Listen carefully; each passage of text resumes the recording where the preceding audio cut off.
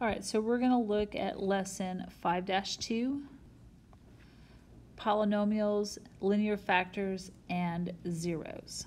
So one of the main emphasis of this section is going to be looking at factors of polynomials. So x minus a is considered a linear factor. The factor theorem just says that for every factor of a polynomial, you can write that factor as a linear expression.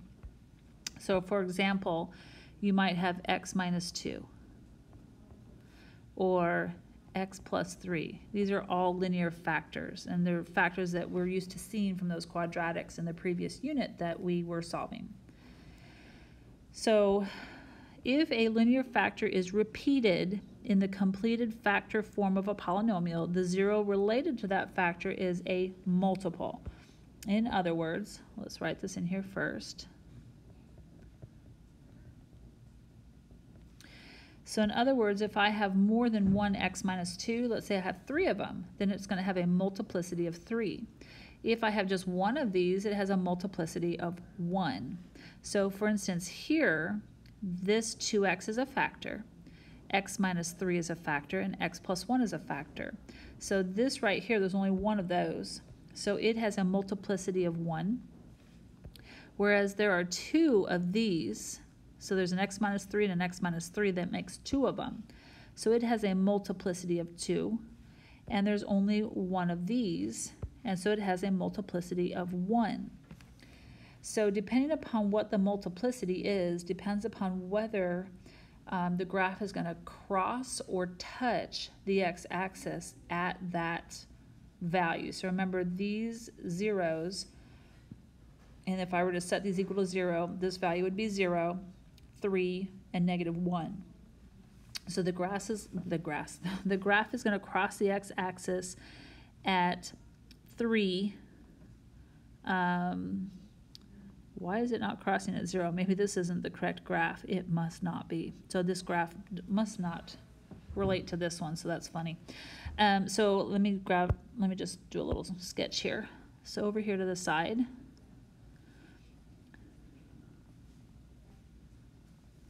okay, so based upon this, I have a 0 or one of my zeros for this one here. If I were to set that equal to 0, x would be 0. So I'm going to cross the x-axis at 0. And then here, x is going to have a value of 3. So I'm going to cross the x-axis at 3. And then here, x is going to have a value of -1. So I would cross here at -1. So based upon everything that we learned in the previous lesson, 5-1, I know that I'm going to have, well, let's determine whether I have an odd or an even function. I have this 2x that's going to get multiplied to an x, and I have 2 of these. So 2x times x again times this x is going to give me 2x to the 4th. So I actually have an even function. So I know that my end behavior they're both going to be going up or they're both going to be going down, because I have an even function. Its highest degree is 4. So you're going to learn that anytime you have an even multiplicity, it's going to bounce off of the graph. It's just going to touch it, kind of like the vertex of a parabola sitting on the graph. And if your multiplicity, like these two, are odd, it's going to cross it. So because my leading coefficient, 2x to the 4th, my leading coefficient is 2, and that's greater than 0, I know I'm going to be going up, up. So I'm going to start up, and then my multiplicity at -1 is odd, so I'm going to go below this. Then I'm going to cross the graph, and I'm going to cross it again at 0, and I'm going to bounce off my graph here at 3 and go up. So it kind of looks like a W. So I don't know how far this bounce is, and I don't know how low this is, but this is just a quick sketch of what this might look like based upon the things that we've already learned. And again, I took 2x times x again, because there's 2 of these, times x a 4th time, and so I got 2x to the 4th. That leading coefficient of 2 told me I have an up, up. The degree of 4 told me I know that they're both going in the same direction. and that these values here, when set equal to 0, are where the graph is going to touch across the x-axis. And we'll talk more about this crossing versus bouncing in a minute. Okay, so let's look at this graph here. This graph does not have an actual maximum or a minimum because it goes infinitely to positive infinity here, and on the right side infinitely to negative infinity here. But this is considered a relative min. This is a min, and this is a max right here. So you can throw this in your calculator if you knew what the equation was. You could throw it in your calculator and get the values that you see here and here. So the value of the function at an up to down turning point, so this is up going to down, so starting up and ending at down, is a relative maximum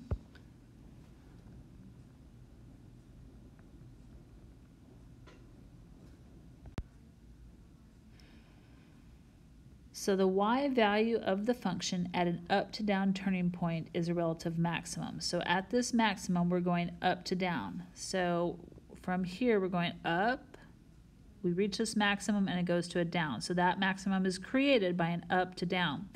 Whereas the minimum here is created by a down to up, starting down and going up. So that'll be a relative minimum.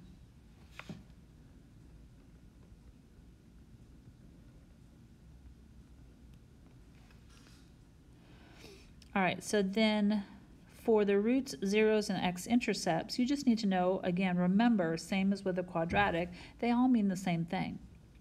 So they all come from a linear factor, x minus b. Remember, that can be anything, x plus 2, x minus 2, that kind of thing. But whatever this number here is, the opposite of that number becomes our b. So the opposite of negative b is b. So that b is a 0, it's a root, or an x-intercept. That's really all you need to know.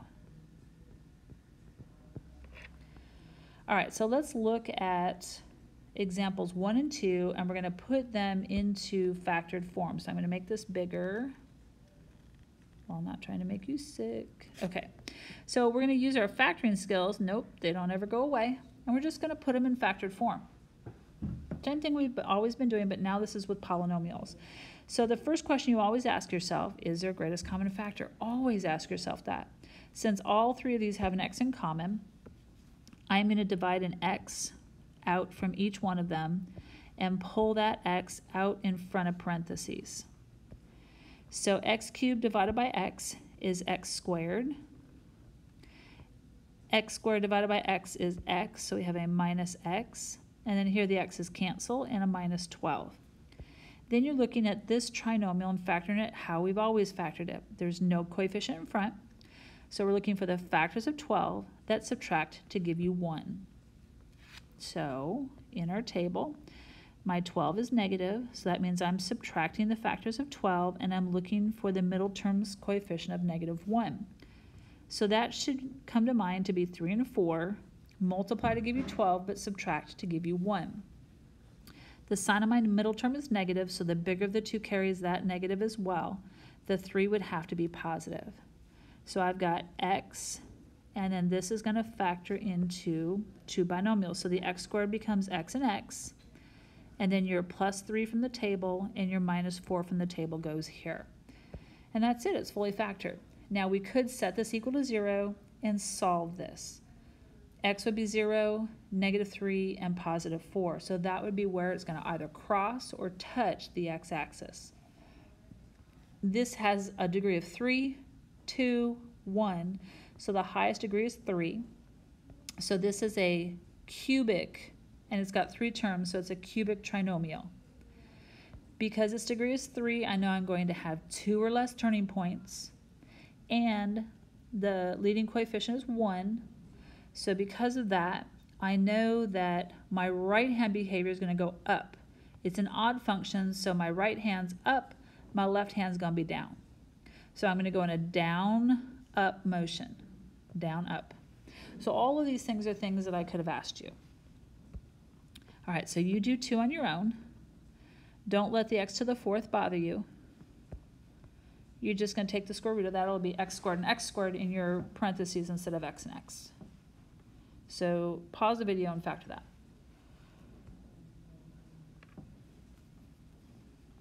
So if you pause the video, hopefully you've already factored this. So because there's no coefficient in front here and it's a trinomial, it doesn't matter that that's x to the 4th. We're going to look at the factors of 4 that add to give you 5. So the factors of 4, my 4 is positive, so that means I'm adding the factors of 4 and I'm looking for a negative 5 middle term. So the factors of 4 that add to give you 5 are 1 and 4. My 5 is negative, so the 4, which is bigger, carries the same sign. The 1 is also going to have to be negative. So the x to the 4th gets split, you want to take the square root of it. So x to the 4th gets split here and here as x squared and x squared. And then from your table, you're going to put a -1 and a -4. Then look at these binomials here. Can you factor them any further? The only binomials you can factor are the difference of 2 squares or the sum or difference of 2 cubes. Since this is a perfect square, perfect square, perfect square, perfect square, both of these are the difference of 2 perfect squares. So this right here factors into 2 more binomials with a plus-minus pattern. So the square root of x squared is x and x, and the square root of 1 is 1 and 1. Then this binomial factors into 2 more binomials with a plus-minus pattern. The square root of x squared is x and x, and the square root of 4 is 2 and 2. And so this is your fully factored form. Now, let's go ahead and talk about everything that we know about this polynomial. So, this has a degree of 4, 2, and 0. So this carries the highest degree. So this is, by name, a quartic, and it's got 3 terms, trinomial. It has a degree of 4, which then tells me that it is an even function. Since it's an even function, I'm either going to have up, up, or down, down. Because the leading coefficient is 1, that's in front of the x to the 4th term, that is greater than 0. So that means I am going to have an up, up graph, if I were to graph this. Then my roots, my zeros, my x-intercepts, whatever you want to call them, let's give this as a color. All right, so then my roots, we'll just call them roots, just pick one of them. My roots, if I were to set this equal to 0, you would have plus, well, I'm going to separate them out. You don't normally have to, but I'm going to for demonstration purposes here. So I have -1, 1, -2, and 2. So I have 4 roots, which makes sense because I have a degree of 4, so I should have 4 answers. Some answers could be imaginary or real, but I would have 4 answers, and some could be the same answer twice. I have 4 different answers. So they all have a multiplicity of 1. Because they all have a multiplicity of 1, this is going to cross the x-axis at each of these places. Multiplicity that are odd, multiplicity of 1's an odd number, means that it's going to cross the x-axis, not just bounce off of it. Then, what else? There was one more. It's slipping my mind. Well, I'm sure I'll think of it later. But anyway, that's all I have for that one. So let's go ahead and look at the next. All right, so for this last, oh, actually I get second to last page. I just totally lied to you. So we're going to look at finding zeros of a polynomial. So you're just given a polynomial, and this particular polynomial here, they've actually factored it for you. So it's pretty easy. we're just going to use all of the information that we've gathered. Now you're actually looking at this picture here. Let's assume that you can't see that. And we're going to set each of these equal to 0.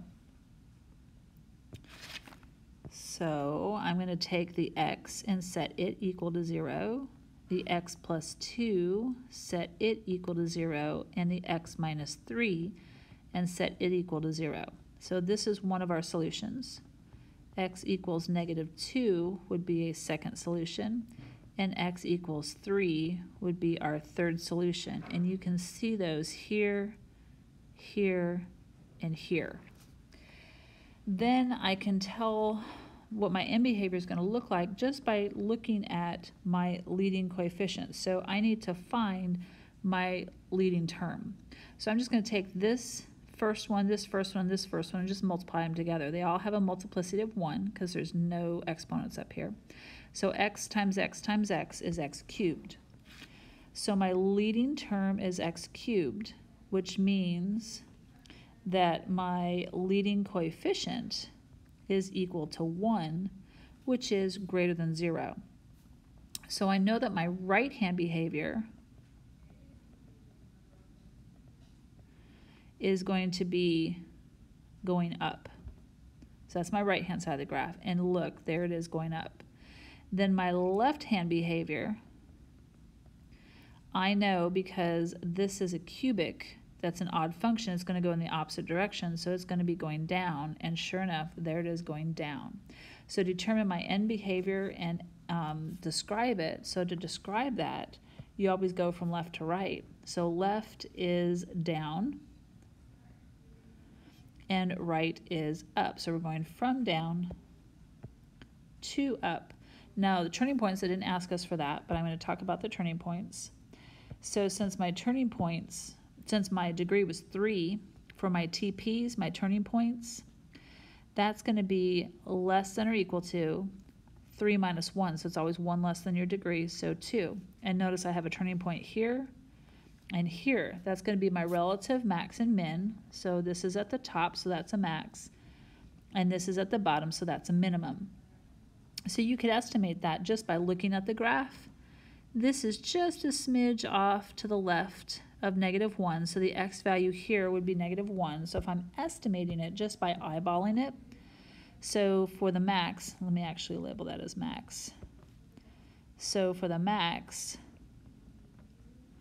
I would be estimating that at maybe -1.2, and then the y value, oh, it appears that it's at 4.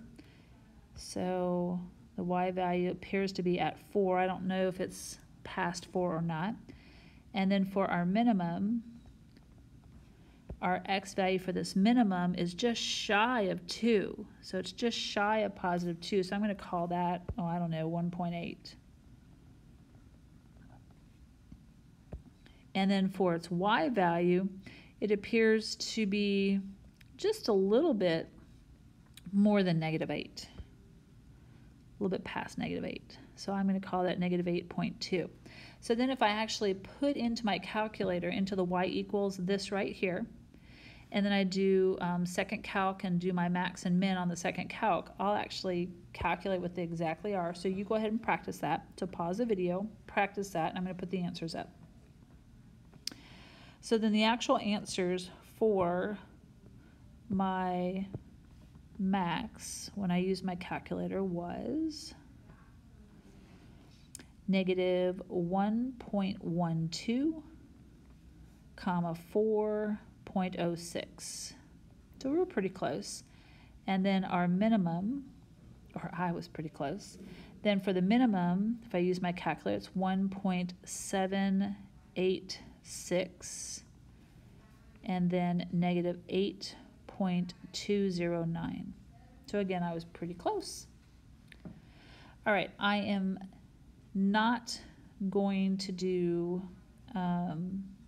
example 4 or 5 with you, but you can throw that into the calculator and sketch those if you want to. Oh, actually, I am going to do 4 with you. So I take that back. So I'm going to do 4 with you. So we've done this before with the quadratics. So remember, we're just going to go backwards. So if I tell you that I have zeros of -2, 3, and 5, and that's understood that their multiplicities are 1 because it says it's a cubic. So it's important that they said it was a cubic, which means if it's a cubic, it has a degree of 3, and I should have no more than 3 zeros. And they gave me exactly 3 zeros here. So we're going to start off by letting x equal each of those zeros. So x equals -2, x equals +3, and x equals 5. Then remember, you want each of these to be equal to 0. So I'm going to add 2 on this one. So I get x plus 2 equals 0. I'm going to subtract 3 on the next one. So x minus 3 equals 0. And subtract 5 on the last one. X minus 5 equals 0. Then you want to take each of these linear factors and multiply them together.